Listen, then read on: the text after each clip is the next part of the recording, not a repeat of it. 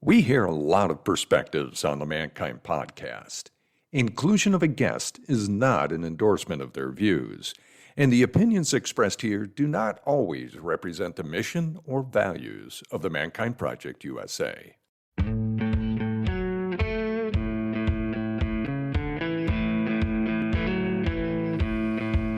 Looks like the rain has gone. G'day and welcome to the Mankind Podcast, the show where we break the molds of modern manhood to prove there's more than just one way to be a man. If this is your first time joining us, this is where men come together to take off their masks and have real conversations.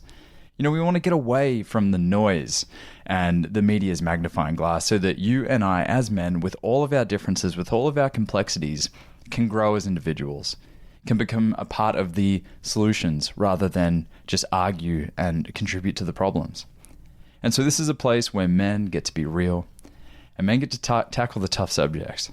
Speaking of tough subjects, speaking to you men out there, have you ever been told that you're not a good listener? I have.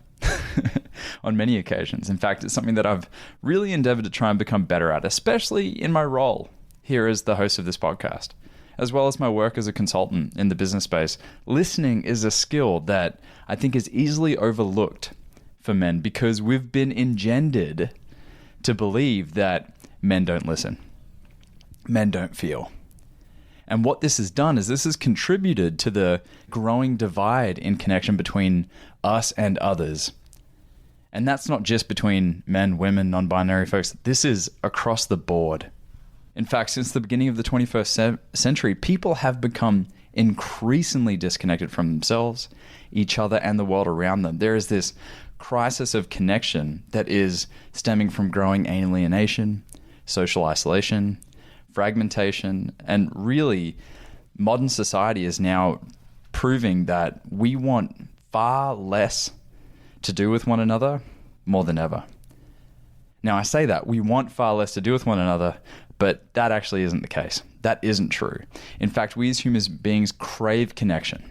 We crave to be able to connect and align with others, but our actions are proving the former and not the latter.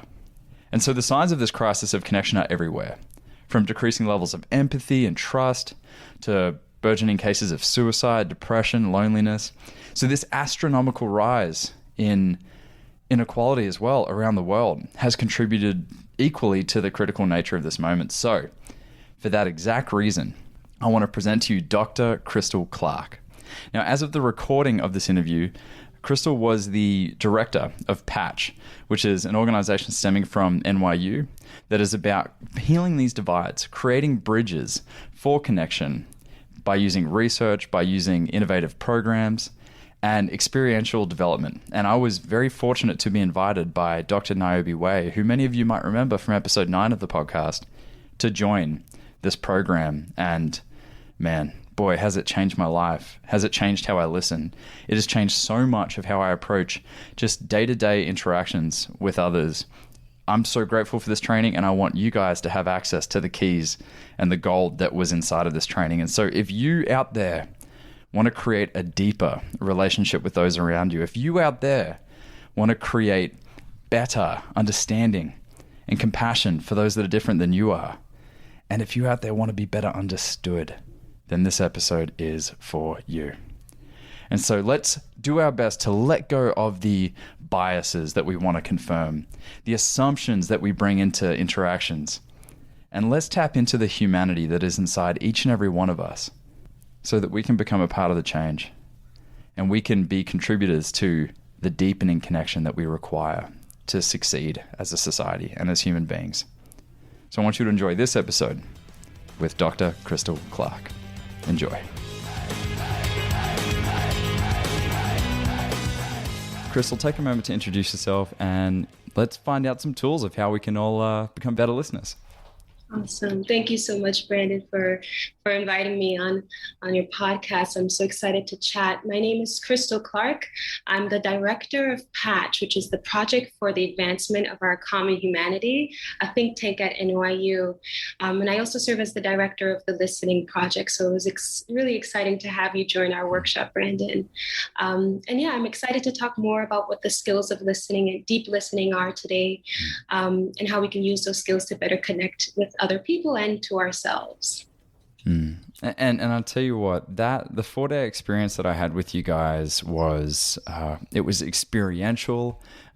It was actually 90% experiential. It wasn't just a bunch of PowerPoints and, you know, having to overcome learning new language and different difficult frameworks. It really was experiential. I really felt like I could get my hands in the mud with it because all of the participants had multiple chances to really interact with one another. And, you know, the big thing that came up for me from the beginning, you know, me naturally, I come into courses like this sometimes with a little bit of arrogance because I do interviews all the time and I'm a part of this podcast but I was so humbled from the beginning when you guys made clear that one of the biggest challenges with becoming a great listener and creating great connection with people is going into questions with assumptions behind them. And so I kind of wanted to set up the challenge. One of the bigger challenges that we face with connecting with others from the jump of this interview, which is assumptions. So, Crystal, would you mind giving us a bit of an insight as to how we naturally form these assumptions and how they kind of get in the way of connecting? Sure, absolutely. And you're so right, Brandon. The biggest challenge is what we already believe to be true about other people. And when we do the listening project, we talk about kind of leaving those assumptions and leaving those judgments at the door and creating a space for folks to tell us who they are, as opposed to us kind of coming in with the assumptions about who we believe the other to be. And in terms of assumptions and where they come from, it's natural. We all engage in essentially kind of creating quick schemas about other people to try to understand who we're working with, who we're dealing with. And as a trained social psychologist, this is stuff that I think about often too, in terms of how do we challenge those schemas that we hold about other people. And essentially it's part of that process is the awareness of the fact that we have schemas about other people, or just have these assumptions or judgments that we hold about other people.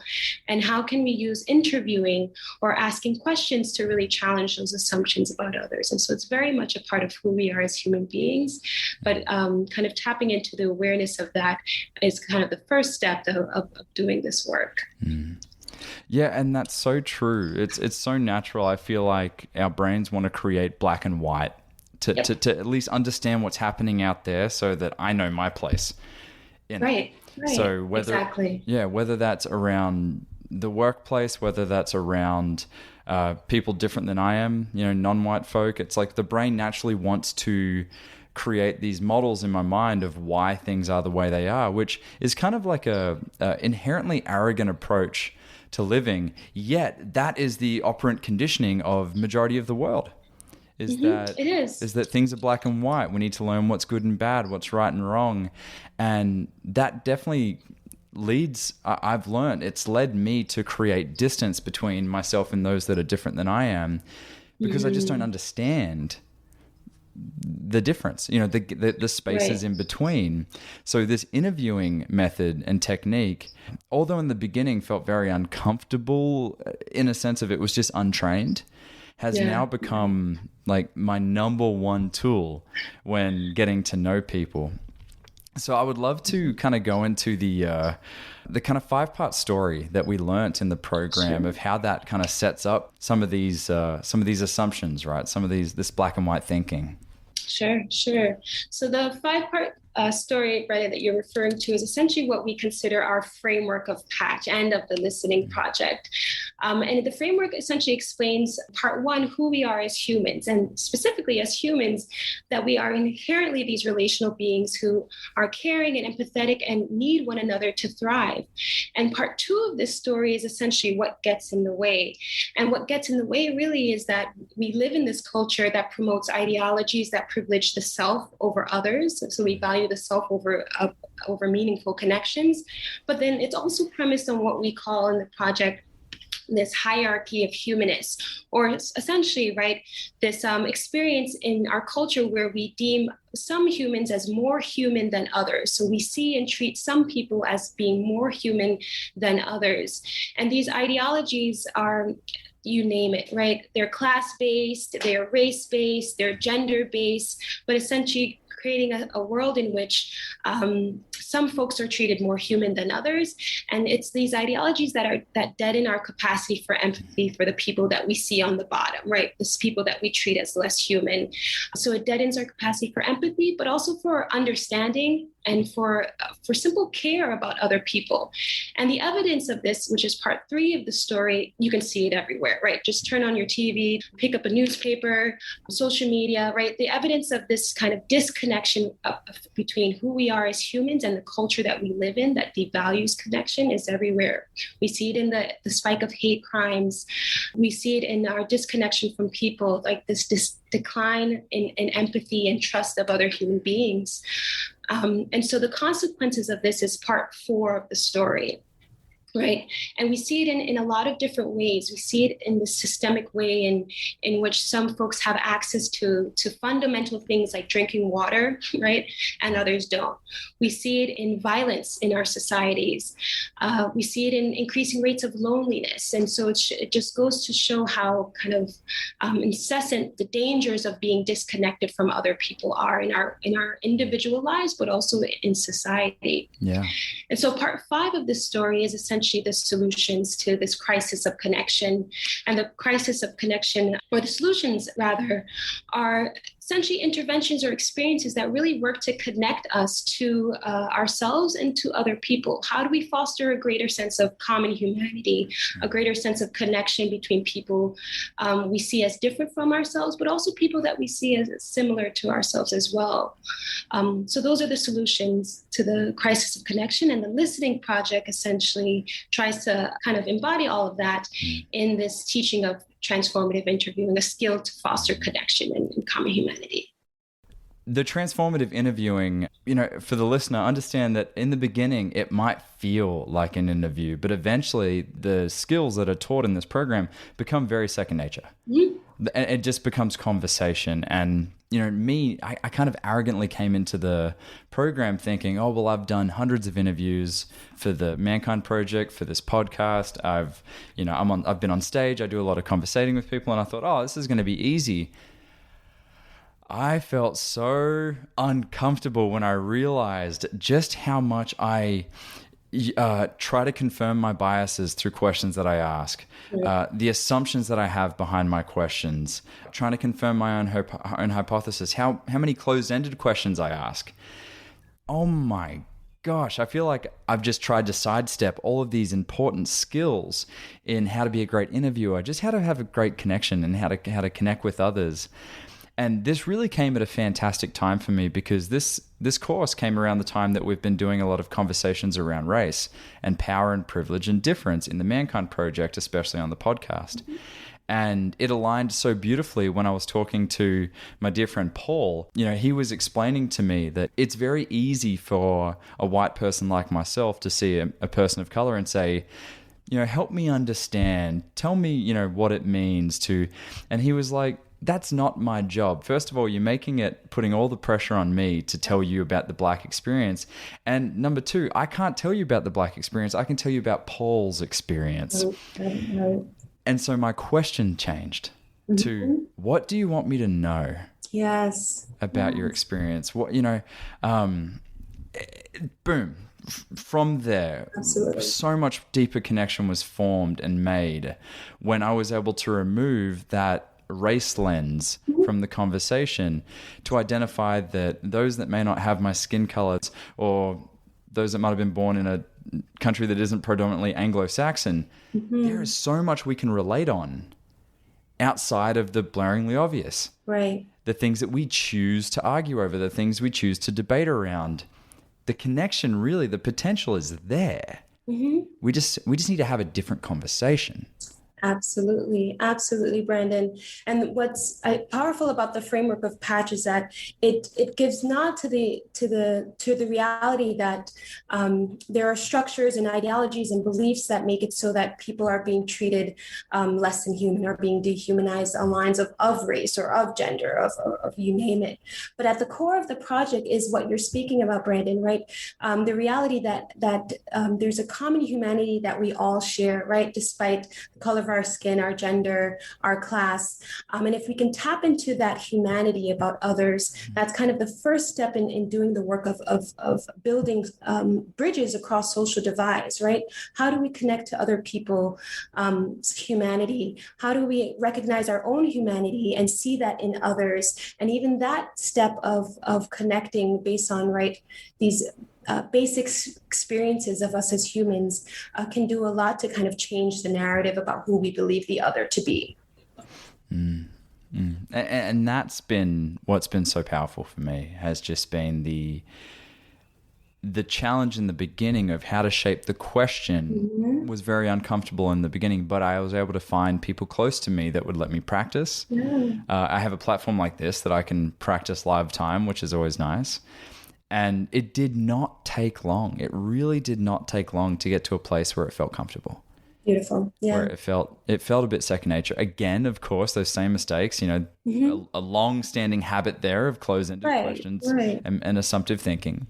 But just in the short time that has passed since I did the project, it's amazing how much has changed. Even in my client relationships, in business, getting new deals, that has been, I don't know, it's just one of those things that I wish I learned from a younger age. Yeah. It's funny you say that, Brandon, too, because part of what's awesome about this experience is that we are teaching these behavioral skills, we are teaching this interviewing skill, but it's really these kind of fundamental human skills on what it means to connect. And so we're teaching the skill, but we're also just reconnecting you to your natural capacity as human beings for curiosity, for deep listening, the need to feel listened to as well. And so folks leave this experience not only having the skills, but also kind of reconnecting to that, like you mentioned, the kind of this childhood curiosity about who the other is. Mm-hmm.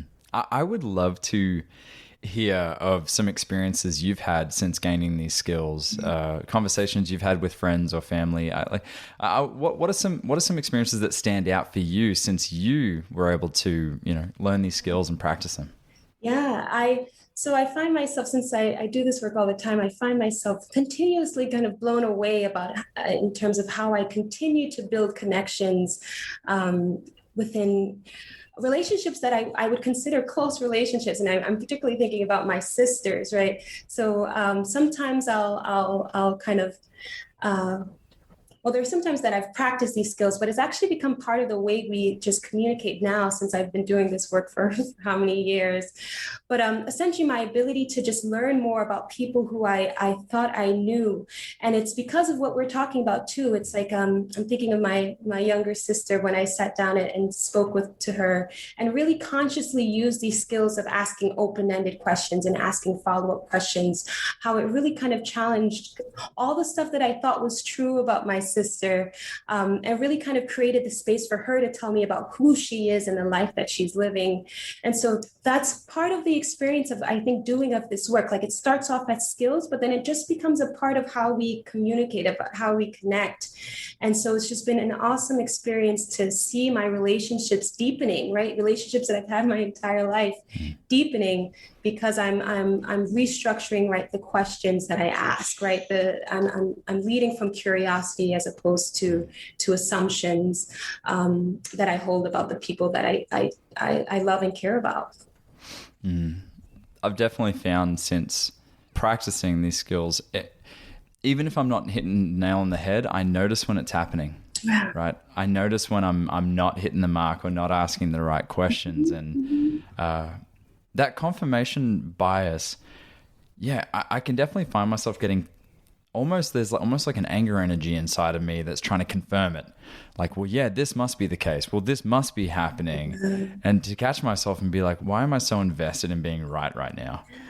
Or confirming this, but it just means that the loop is opened again and the discovery begins again. And I know that can feel like work, especially with people that we're closest to. Right. But this open-ended questioning and this kind of curiosity, I think, gives the people around us a chance to evolve as well. We're not putting them in a box in our minds. Exactly. Beautifully said, Brandon. I think as humans, we have this thing about, like you're saying, kind of confirming what we already believe to be true. We identify so deeply with our beliefs, right, about the world and about who, right, the way we believe others to be. And so what we do in the project is really try to kind of reconnect people to kind of the power of curiosity, right? That it's okay to challenge what we know, what we thought to be true, or just approach life with a little bit more wonder, right? The way that children do. And that's why I always bring it back to kind of this, our natural capacities, because we're born with it. We start off being super curious about the world, super curious about other people. We move through the world with wonder and interest, and then life kind of just stomps that out of us at an older age. And so it's really just connecting back to that wonder and that curiosity about others, and challenging what we, have thought to be true about other people and the world around us. If you're enjoying the Mankind Podcast, how about taking another step? Now, this one takes some courage, and you have it. Come check out the Men's Work Introduction. It's 3 sessions over 3 weeks. New sessions start every month, where you can join other men on the path. Go to themenswork.org.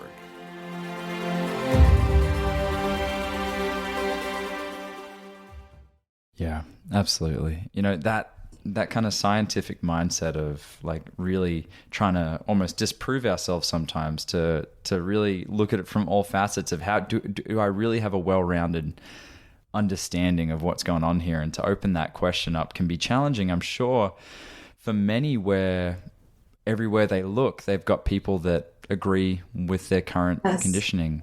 Right. More insular communities where you don't have a lot of difference of opinion, you don't have a lot of difference of experience. Right. I can imagine and empathize with that person, regardless of the degree of privilege, if all they know and all they've experienced is really that experience. Exactly. Yeah. That's why I say to so many of my friends that haven't left the United States, like, please make travel a priority in your life. Yeah. Go out and see the rest of the world. See how people live differently. And if you're happy in the States and you don't want to go anywhere, that's fine. But perhaps there's a neighborhood that previously you've thought, I shouldn't go there. Mm-hmm. Maybe there's something you can do in that community to help them, and know that, we don't have to travel far to see that difference. Totally. But it also is very nice to really see a dramatic change in situations and circumstances in places like Colombia or places like South Africa. So sorry, go ahead. No, I'm completely agreeing with you. It's I think curiosity has the ability to expand us, right? Kind of moving through the world with wonder and interest, and curiosity has a way of expanding our thinking, of expanding our minds, of expanding our experiences. So I totally agree that traveling does that as well. Mm-hmm. So I would love to dive into how this conversation relates to men specifically. Sure. Of course, we're always careful not to just say that something is a male problem, a female problem, a gender problem. However, there definitely is something to be said about the culture in which men are raised and how that relates to them as listeners. Sure. So if we are going to speak broadly about the male experience and how it relates to listening, I'd love to hear your thoughts and insights around that. Sure. So with the listening project, right, we teach it as these fundamental behavioral skills for how to connect. And although we see these skills as useful for all human beings, because as social creatures, all human beings desire connection and need it to thrive, but there is a particular utility of developing these skills for men.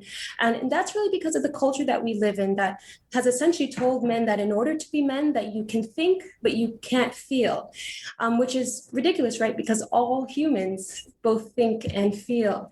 And so what I mean by that is that our culture essentially raises men to devalue essentially anything that we've deemed as feminine. And part of that is relational skills that are required to connect better to others and to ourselves. And so we're living in a world, in a culture that tells men that those skills are not important. And in fact, it's not even even not important. If you engage in those skills or value those skills, you're not a man. And so in the project, we really kind of try to relearn or re-educate around what it means to be fully human. And what's really exciting about the project, if I could share, is that oftentimes when we finish the workshop, a lot of men will share their feedback about how we've created a space for them to be fully human, right? For them to express, right, both thought and feelings and value the relational capacity that they have as human beings. And so that's the work of the listening project and the framework of it, essentially creating the space so that we can connect with ourselves as human, so men can connect with themselves as fully human as well. You know, there would be that assumption that, you know, women would more naturally thrive in an environment like this, and men would have more of a challenge, and that assumption would lead to think that, well, listening, right, creating this connection must be more of a feminine, you know, approach, right? It's more something geared more naturally to females, and of course, on the show, we know there's a difference between feminine and female, right? They're not strictly connected. But as you were saying about this this kind of belief that men shouldn't be the feelers, they're the thinkers, we confuse then these feminine strengths as male weaknesses in the process. But they're human strengths. Exactly, Brendan. Yep. Right. It's not a male weakness to be nurturing, caring, and a great listener. Right. And if we're going to speak to the surface level for a lot of men, some of the things that you might not be receiving from intimacy, from your partner and all the rest, the thing that might be getting in the way of that is your inability to listen, feel, and understand what's going on with your partner, and not just making assumptions of, oh, she just had a hard day at work. You know, that's why she doesn't want to be intimate with me right now. Right. No, you're absolutely right. But get curious, open up the investigation. But there's that distinction. It's, you know, transformative interviewing. It's not prying. It's not an interrogation. It's not, tell me why you feel this way. Tell me why you're not opening up to me. It's curiosity, compassion, clarity of intent. What is the intention for seeking this understanding from your partner or those around you? Again, easier said than done. Got to practice these things. Yeah. No, you're absolutely right, Brandon. And I love how you said that it's not an interrogation, right? It's a transformative interviewing is really asking at its core, who are you? What matters to you? And we do that by practicing these specific skills, but that's really what it's getting at, right? What matters to you? Who are you? How can I come to learn you in a new way, right? How can I understand you better as a full human being?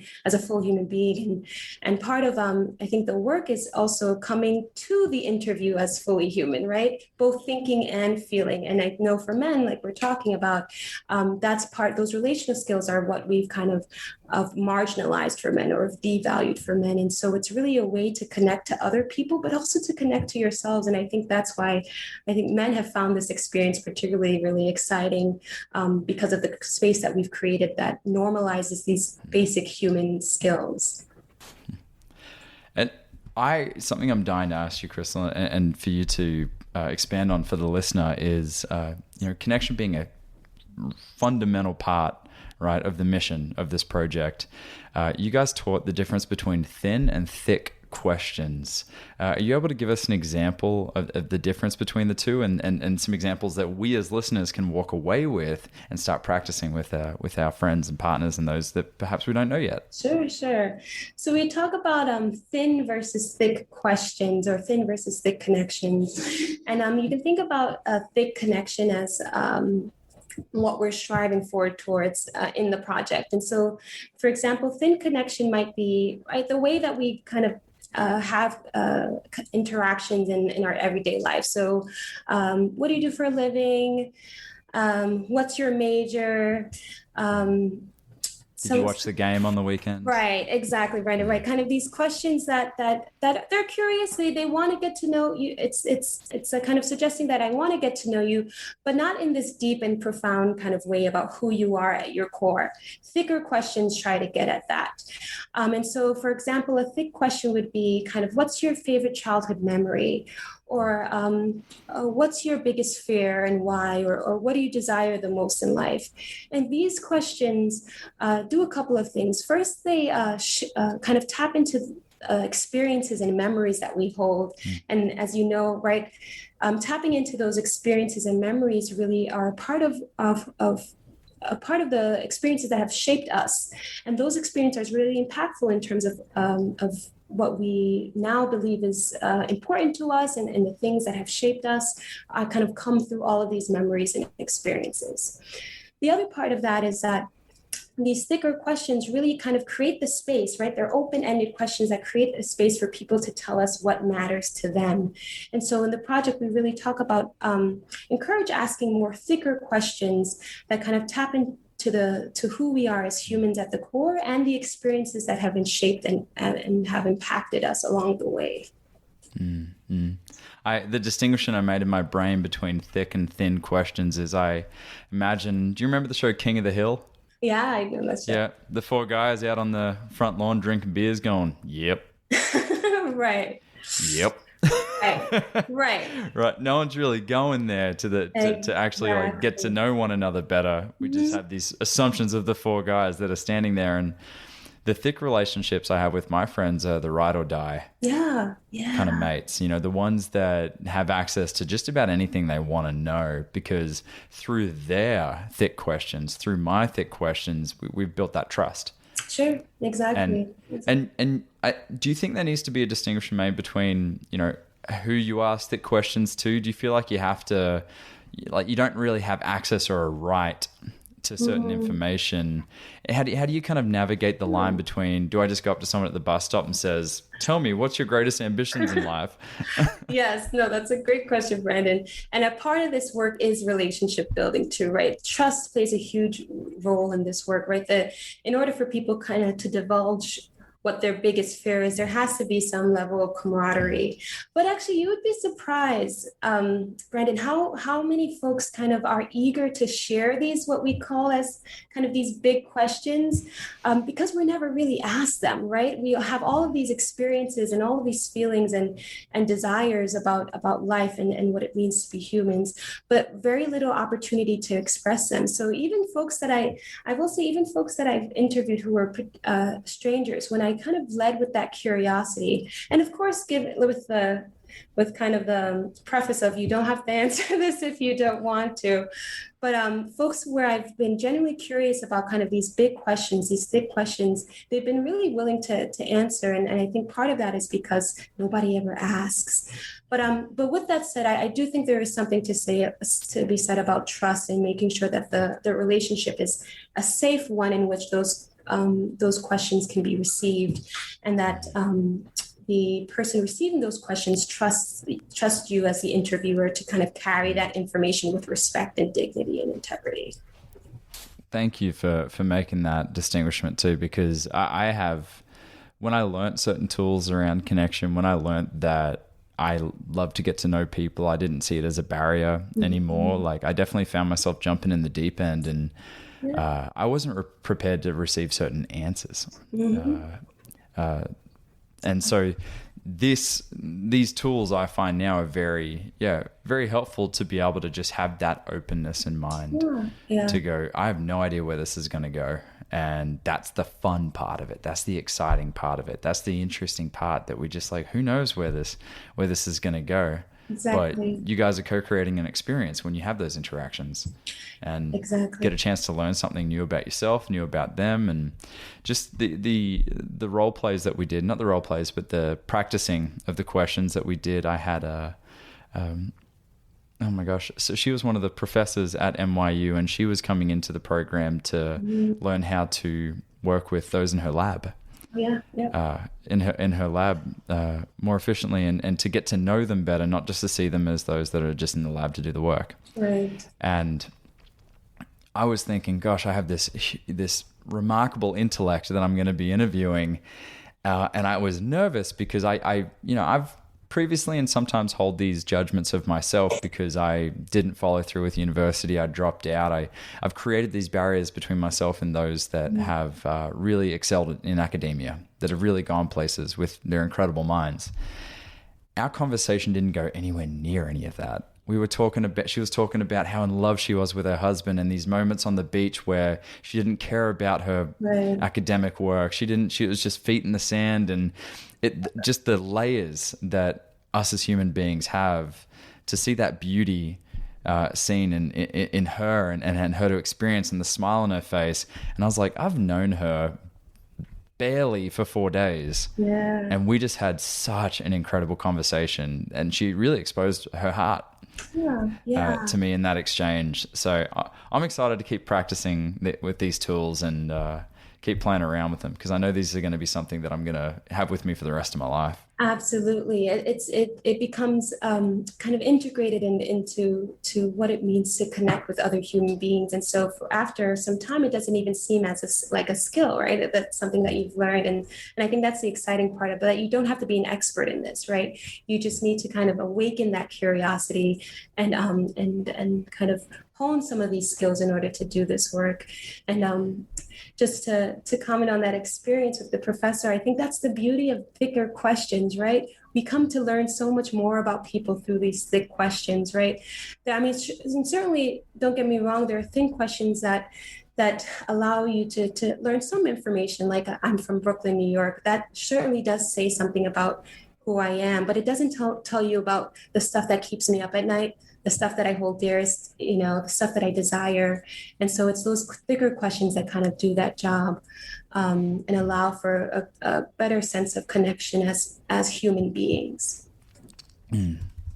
Absolutely. And so at this point, I have just been ranting and raving about this course, right, and the listening project. So would you take a moment to tell us how those that are listening right now can get involved? I will say that this really still is an early access kind of opportunity for those that are listening to jump on board and do this experience.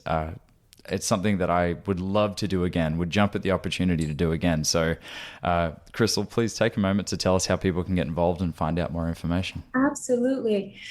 Just visit us at our website, patch.org. You can contact us about the Listening Project workshops. We are currently offering them to NYU faculty, administrators, and graduate students, but have opened it up to the general public as well. And so we're super excited to continue to grow in our reach of the workshops. And so that's patch.org, PACH.org, and you can contact us via that website. Yeah. And another added benefit is being in the room with all of those students at NYU, just like they're on the cusp of something, they just don't know it yet, or they have an inkling of it. And so the energy in the room it's exciting, it's youthful, it's energetic, it's curious. And I'm so grateful to the people I got to share that experience with. And I love the wide variety of difference in the room too. I was just about to say that, Rennie. You read my mind. That's a big part of what we do in kind of curating the space, so that it's truly folks from all walks of life, right? So we've had deans show up, we've had journalists, we've had graduate students, international students. It's really trying to create a space where kind of all identities are not only welcome, but are representative. And so it's very diverse in every kind of sense of the word. Yeah. And so before we wrap up, Crystal, what is something you'd like to leave our listeners with before we end our conversation here? Yeah, I'd say if there's anything to kind of take away is what the ethos of the project is, and that's kind of replacing judgment with curiosity. If we can move through our life kind of being aware of the places that we are judging or the places that we hold assumptions, and replace that with curiosity, we're well on our way to kind of connecting better across social divides and just connecting better in general with others and to ourselves. Beautifully said. Beautifully said. Crystal, this has been so enjoyable for me to have this conversation with you. I specifically, Niobe Way is of course, a huge part of this program. And she was the one who actually got me involved because she mentioned this project when I had her on for episode 9 of the show. Mm-hmm. And although I love speaking to her and would love to have her on, I was so impressed and moved by your facilitation and the insights that you had during the experience. So I'm so grateful that you've been able to take the time out of your day to join us on the show. And for those that have been watching live for another recording of the Mankind podcast, you have witnessed an opportunity where we can break the molds of modern manhood to prove that man can be great listeners. Absolutely. Absolutely. Yeah. So guys, thank you. Brandon. Yeah, no, my absolute pleasure. Thank you those that are joining us live. Thank you for the continued support. 6,000 downloads since we've started. 22 episodes in. You guys are just blowing my mind left and right. The support is amazing. We really appreciate the reviews on iTunes as well. That helps get our message out to more people. So thank you all for doing that as well. And we will see you guys very soon for another recording of the Mankind podcast.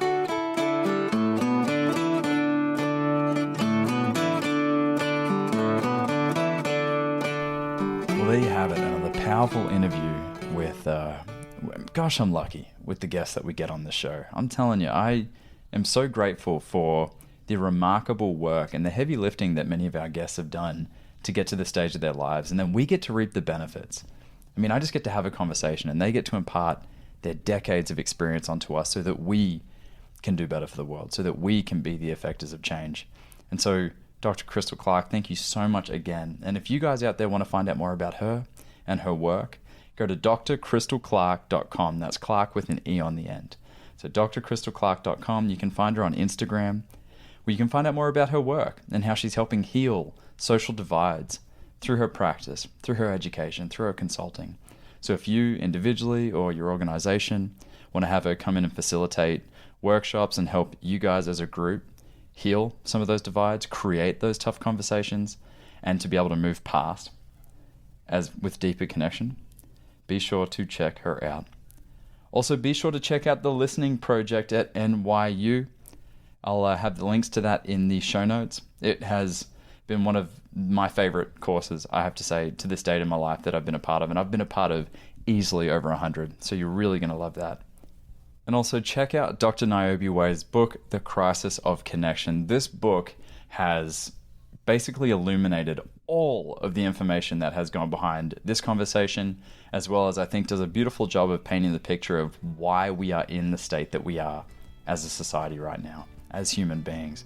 And it also offers some phenomenal solutions to that. So again, if you want to become an agent of change for narrowing this divide between us, then I recommend you check out that book.